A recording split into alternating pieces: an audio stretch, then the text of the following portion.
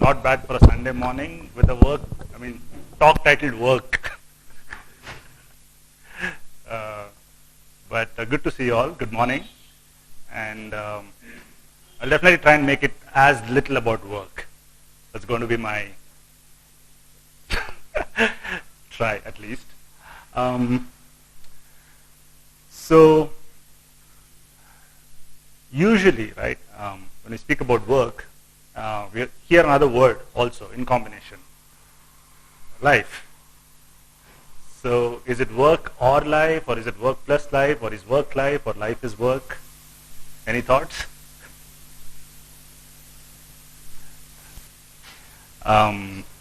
So I've always found it very hard to make a very clear distinction between work and life, predominantly because this is how I work. And that was not by design, it was an accident. I was filming and it was a wide angle lens, and I had no clue how close they were. And suddenly I see this just sort of grazing through me. But they're domestic elephants, so you can see the people sitting on them. So never ever dare do this with anything. Even domestic, it could be a bit tricky. But so when people ask me what is work-life balance, right?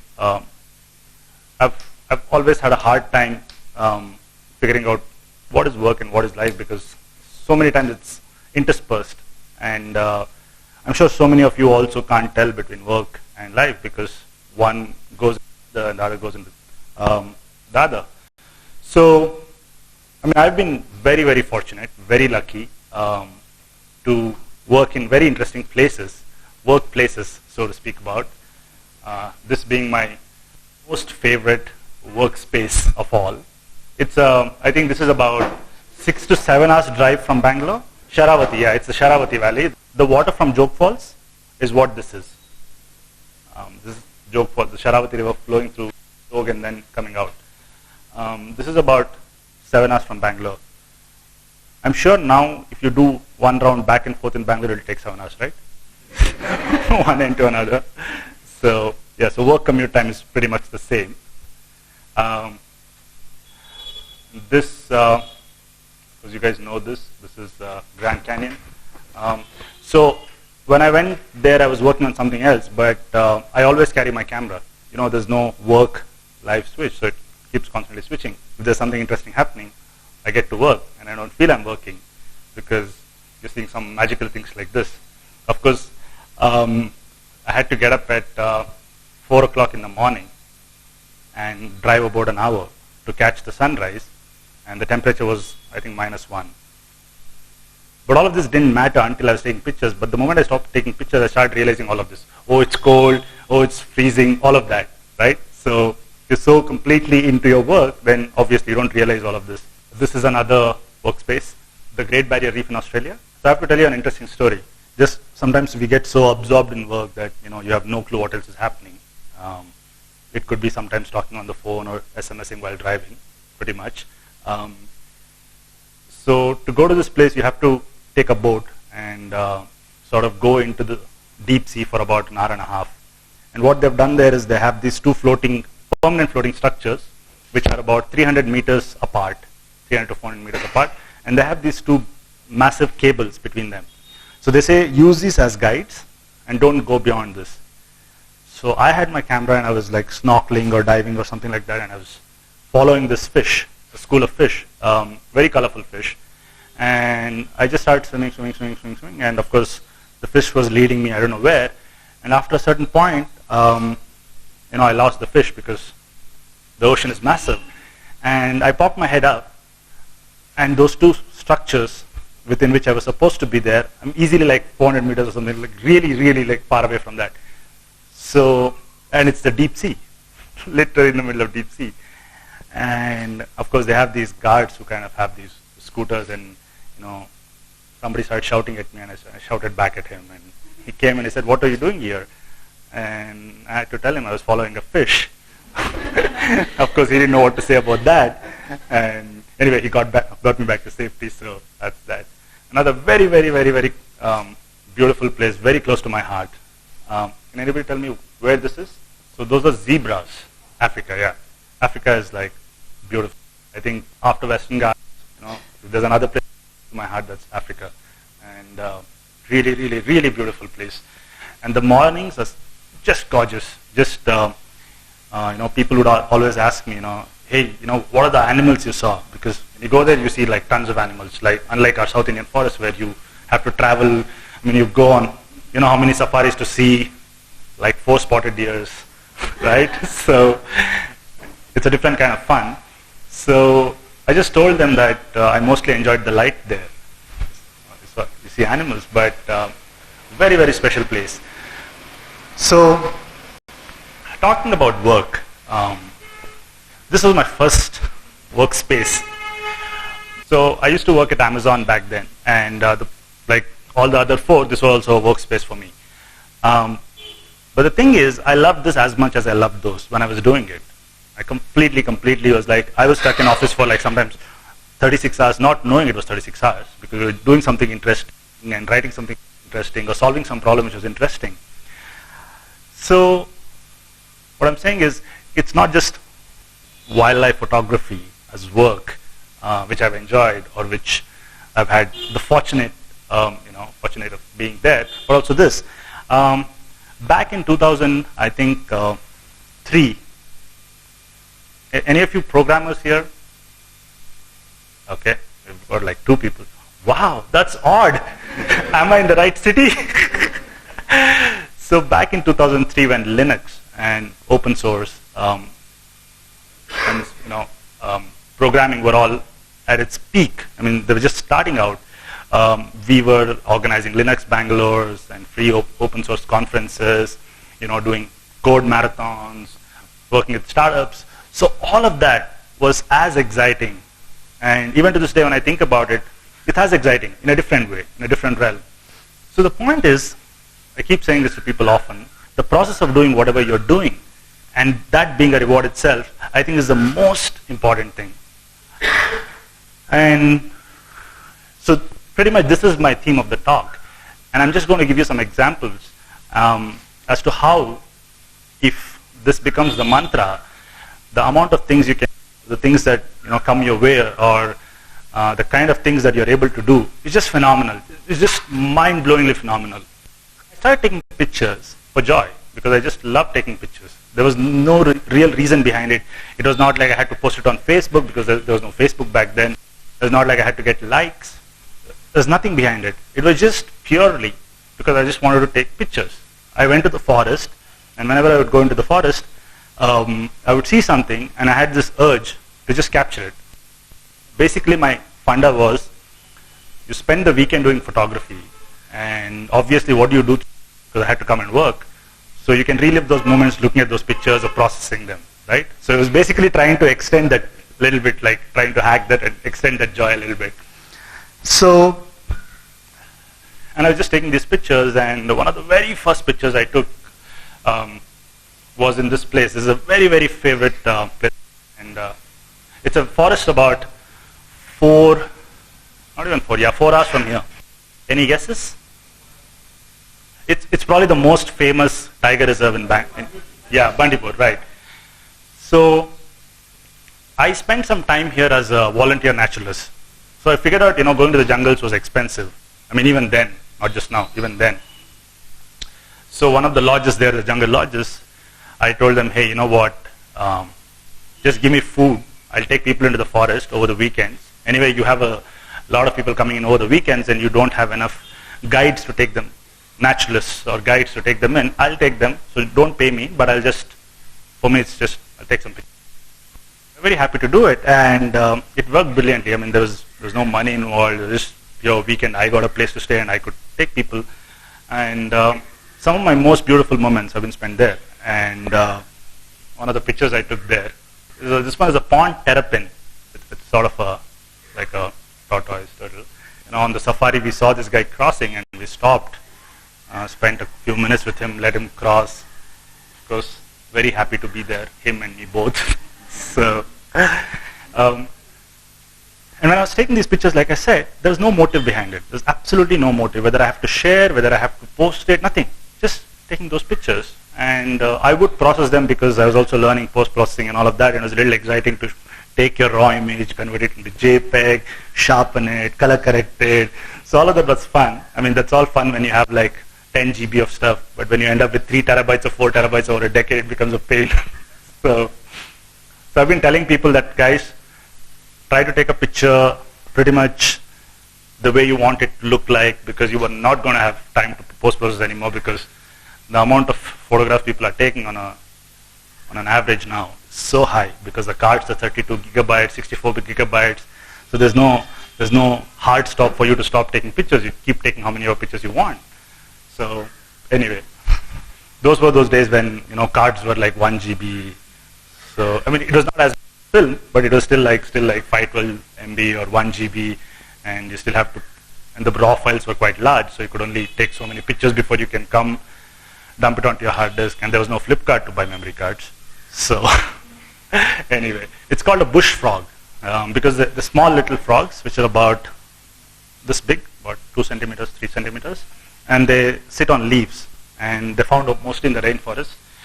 And this one is called a blue-eyed bush frog, obviously, because it's got a blue circle around his eye. And to tell you how fun work can be, to give you an example of how fun can be, when I was taking this picture, I was in Agumbe, and we had heard about the discovery of this frog, that it was recently discovered, and nobody had a very good picture. They had like documentation kind of pictures. In photography, we have documentation pictures, which are basically pictures which don't look good, but it's like, oh, I just got a picture of it because it's a rare species. So I wanted to take a picture of this frog, and it only happens in the monsoons that the frogs come out. And in the monsoons in Agumbe, it's pouring 24 hours. I mean, literally 24 hours. And not this kind of rain. It's like proper rain for 24 hours. And the rain peaks in the night. And these frogs usually come out in the night. So you're walking through thick rainforest in the night with one guy holding an umbrella, one guy holding a camera, and some light in the middle of all this, going through slush and leeches and snakes and whatnot. And of course, water sometimes this deep. And leeches crawling constantly. I mean, morning at least you can see how many leeches, night how many leeches. Just got to like feel, oh, I'm feeling something, I want to pluck. So I have enough leech bite. So part of work. So we did that for about 4 days before we could actually find him. The way you go and look for a frog is that they have these vocal sacs. Have you seen those bulging vocal sacs they have? And they're like 360 sort of degree surround speakers. So when they throw sound at you, it sounds like it comes from anywhere around, but it's very hard to pinpoint where these frogs are. And you're trying to track them mostly by hearing, because you can't see them. Or you have to like look at each plant and shine the light on different leaves, because they could be sitting in this direction. So after 4 continuous nights of searching, starting at 8 till about 12, in all these conditions, we found the frog. But the search was as much fun as finding the frog itself. The fun part was actually coming back after these 4 or 5 hours and getting into your drive-thru. So that was the job. So it's interesting, because even if I had not found the frog, that would still remain one of the most memorable experiences ever. Just going and searching for these things, right? This picture, can you tell me where this is taken? This is Goa. Who goes to Goa and takes pictures? Like my friends were like, dude, why are you carrying a camera to Goa? I'm like, even I don't know why I'm carrying, but let it be there. It's the car that's carrying. But this is called the Anjanam Dam. It's in the Chorla Ghat. And we were just driving, and this was just during the monsoon season, and the monsoon clouds were just coming in from the ocean. And happened to just get this shot. So, you can work in Goa too. So, I think I'm blurring those lines, right? It's just very blurry, right? What is work, what is life? It just gets blurred at some point. To just give you an example of how when you really love your work, for whatever it's worth, some really magical things can come out. So the 3 people sitting and I'm filming. So this is Abhimanyu. He's a software engineer. This is Vijay Mohanraj. He's a forest officer, and he's a guard, forest guard. This was during a project called Huli, How to Save the Tiger. We made a small film, about 8 minutes, on the use of technology in the forest. So this forest officer friend of mine, very savvy guy and really loves his work, unlike most bureaucrats that you see, not sitting behind the desks, like always in the field, working constantly, really wants to do something, really loves his job, and though he had the option of, and he is one of those very few guys who took up the forest service because he wanted to be in the forest service, not because he thought it's a good job. You know what I'm saying? It's not like because, I'll get the power.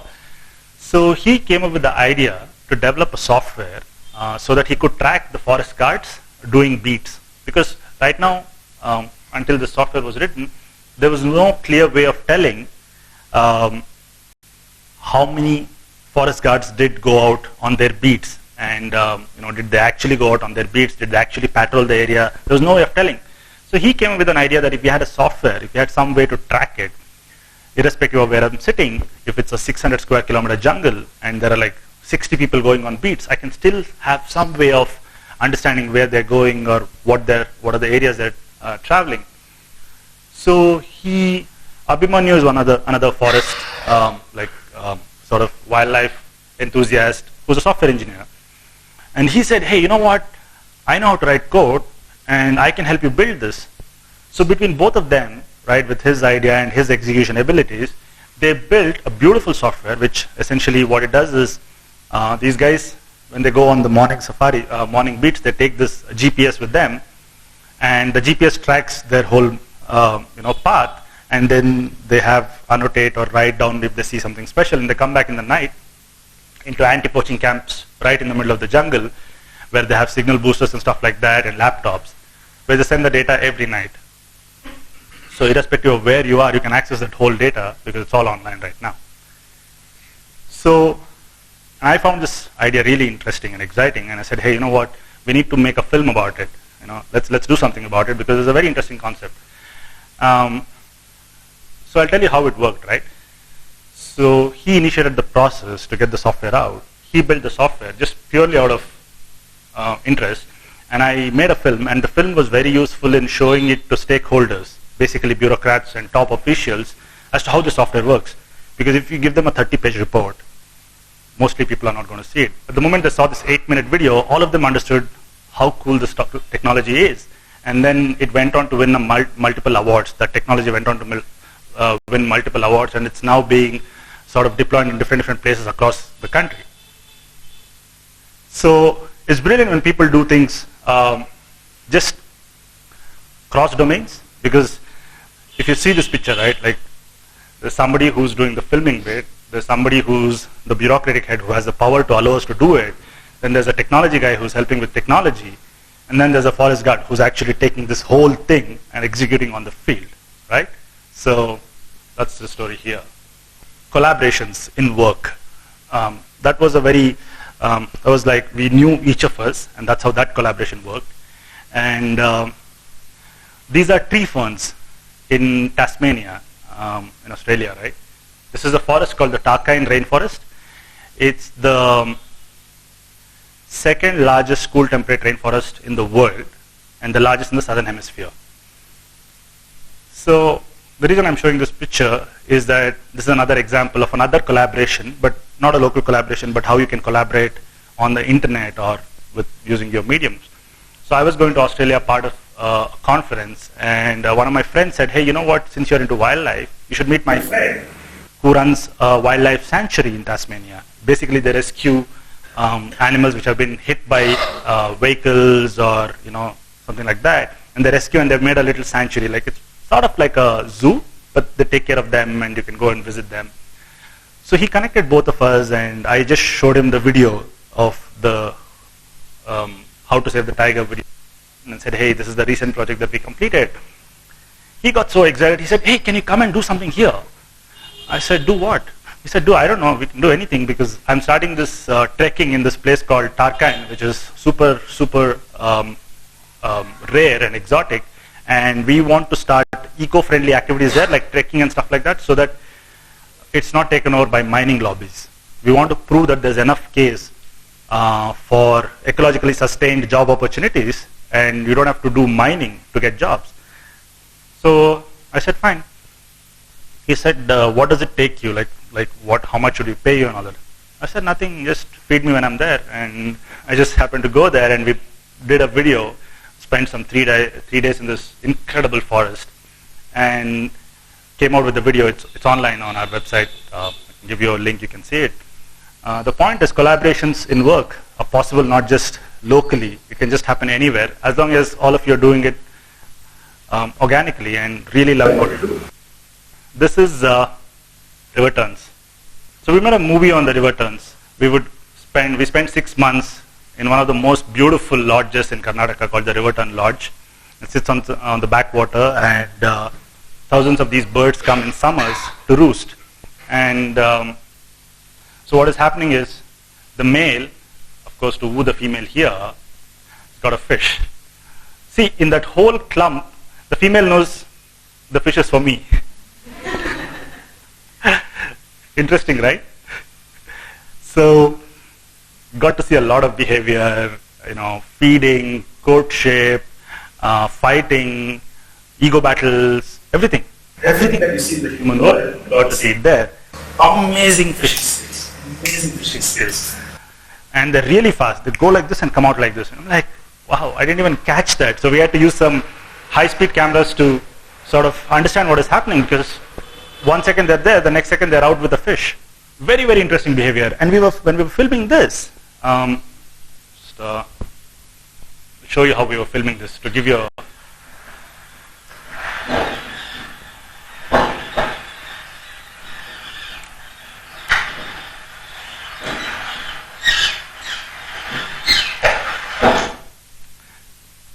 So the call is of the river turns. We didn't have permission to land on the island. Okay, so we had to sit in the boat and film. Now, how can you film within a boat? Because it keeps shaking. So we said, you know what, we don't have to go on the island. The tripod can be in the water. So sort of a hack, because otherwise there was no way of filming. And you see, it's pouring. It's pouring, and there's like heavy winds. So, we are looking like we are wearing rain jackets, but it didn't help. So every day we would go back, and the clothes would be wet. So we would start filming at 7 in the morning, and we would film till about 8 in the morning till about 1. We would go back for lunch, take the wet clothes out, put dry clothes on, eat lunch, and then again wear the wet clothes back and come out. But it was still fun. When I think about it, we were still enjoying it, because we were solving some problem. You would get winds from this side, but it would have a lot of vibrations in the video. So what do you have to do? So there's another guy holding another umbrella on the other side, right? See that? I think me or somebody, I don't know. So that the wind doesn't affect the filming. So you're doing innovation right there, sitting on a boat in rains, and the waves also are quite heavy. You don't see it like that, but considering you've all seen how powerful water is with all these videos being shared of rains, right? So very hard. But each of those days, when I look back, I know what shot I got. And you can relive those moments. It's very interesting. And when I was pulling all this stuff over the last couple of days for the slide deck, I was like, damn, I missed those days. So when I started filming, when I did a shift from photography to filming, I wanted to learn filming. So I spent a lot of time in Agumbe and the Western Ghats just filming. I had no clue what I'll use this footage for. And we were just shooting, just for the fun of shooting. I'm sure some of you make short films, right? Like when you started doing short films, you did it because you were enjoying, you didn't know who's going to watch it. And we came up with a lot of footage. I built a lot of footage over that period, because I was thinking I'll do something else with it, but which I never ended up doing. I wanted to do some sort of a thing which I never ended up doing. But one day I met a friend, met Ricky Cage, another music director, through another friend, and we just got talking, and he said, what do you do? I said, I do wildlife stuff. And he said, oh, I do music. And he said, what do you shoot? He said, do you shoot film? I said, yeah, I do shoot film. He said, can I see it? And I showed him some of the raw footage that I had shot, and he's like, is this in India? I said, yeah, it's right in Karnataka. And he wouldn't just believe. And he said, you know what, let's do something, because people in Karnataka don't know that we have so much wealth, and we've not celebrated enough. So let's put up a video together which we can celebrate, the natural heritage of our state. And it was just like that, it's just organic. I went back, shot a bunch of stuff, and then we put together the video. He had already composed a song, and he cut it down for the videos, he re-edited the song, And eventually we did this music video, and all the television channels picked up, and we had 1 million views in about 3 days on local television channels, which is big, like, right? Because it's like you're reaching pretty much the whole state when you go through local channels.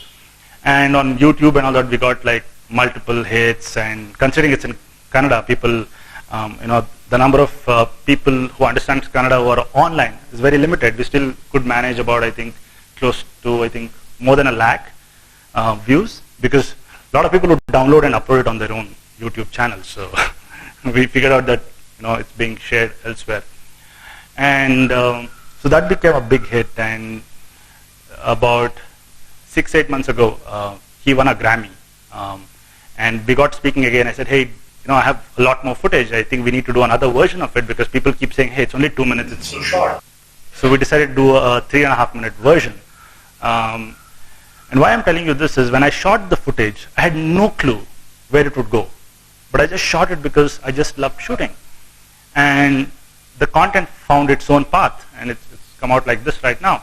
So I'll just play you the extended version right now to sort of show you like what we did.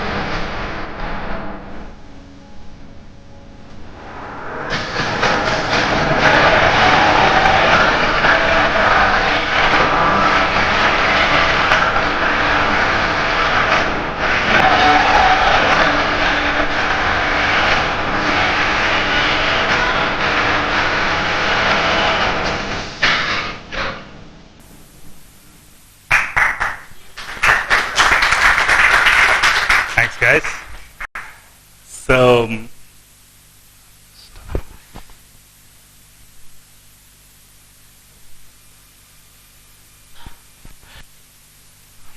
So of course all this happened, and of course Ricky became famous because he got the Grammy, and the Prime Minister invited him to meet, and he went and showed him this video, and the Prime Minister looks at it and says, hey, you know what, we need to make a national anthem like this. So we did make a national anthem, and it's going to be out soon in about about a week or so. And the Prime Minister saw it like 4 days ago and approved it. So probably he's going to take it to the climate convention in Paris and show it. So, I mean, I never thought I'll do this, right? I was just shooting because I was having fun, getting leech bites, and just enjoying the rain. So another week from now, we're going to come out with the national anthem, and that has collaborations from other people as well, because we wanted to make it more national and get other people to contribute and collaborate as well. So that is that. The second important aspect I want to talk to you about, another interesting story, is about sharing. Like I was telling you, so initially I just wanted to take pictures and come, but when I started putting up online, one of my first pictures that I took, I think, about 13 years ago, and people say, hey, this is good, we want to see more like this. I said, hey, it's pretty cool, I think I should put up more pictures online. And this was this was just before Flickr had come out and stuff like that.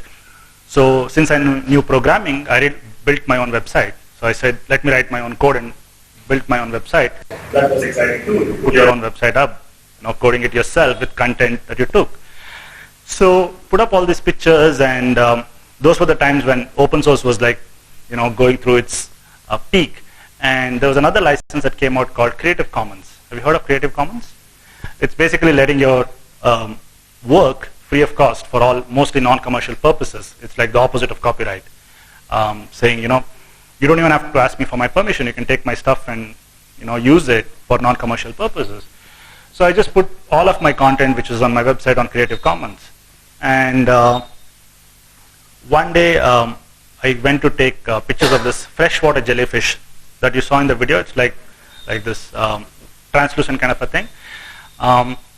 Somebody said they've spotted it, and it's very rare because I had not seen any pictures of the freshwater jellyfish. So I got excited, took some pictures, came back and spoke to a bunch of experts, and nobody knew enough information about it because it was all like, they had no clue. Because it was so new, nobody had done any research on it.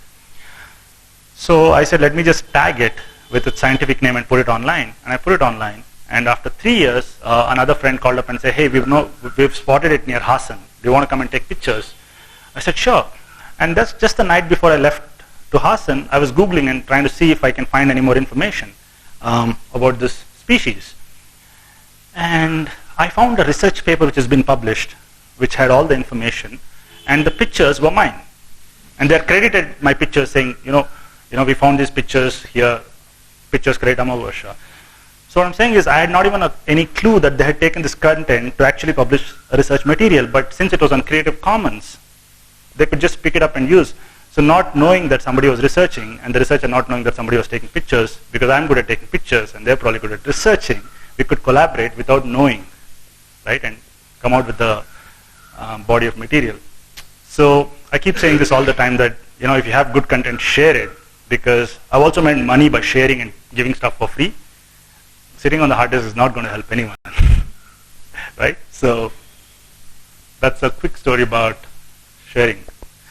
And the final thing I want to talk to you about is your work, right? Whatever work you do. It's like an organism. It has its own life, right? And this is something that I've realized over time.